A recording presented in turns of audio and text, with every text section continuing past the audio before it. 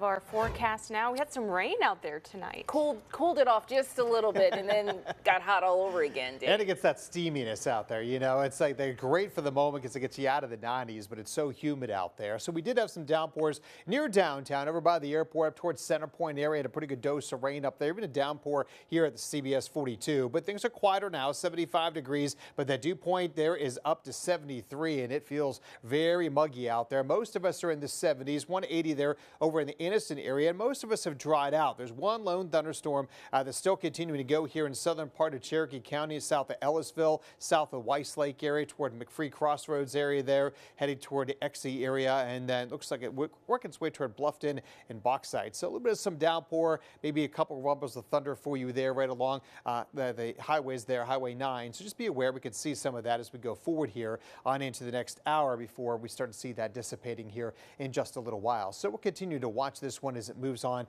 over towards Georgia. Otherwise, there was some lingering clouds for us tonight, and things will be pretty quiet, but we still have this trough laying over top of us here. High pressure down the south, bringing up that southerly flow. Heaviest rains off to our west, but we're going to watch the precipitation kind of increase with that as well, too. As the hot and humid weather out there, heat index 100 to 105.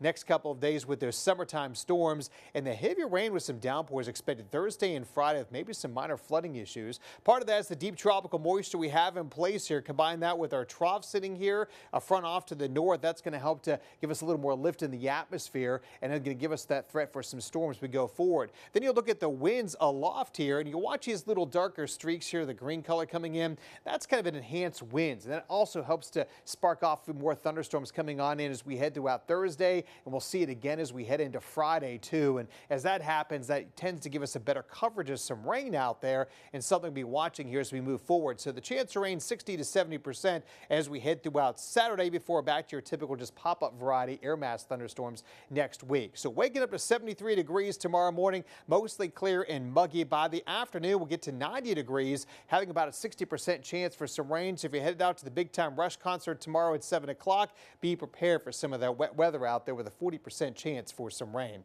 So tomorrow we'll see here again the showers popping up from 11 a.m. through lunchtime to the afternoon hours here, and continuing on into 7 o'clock Wednesday, and we'll actually go to about 11 o'clock. Then as we head into Thursday time frame, we're going to watch the morning starting quiet. But look at this. We'll see more of those storms popping back up during the afternoon hours, and that's going to lead to that heavier rain threat for us with potential maybe an inch of rain across the area. So your Storm Team 7-day forecast calls for highs in the 80s Thursday and Friday, but fewer showers and hotter temperatures next week.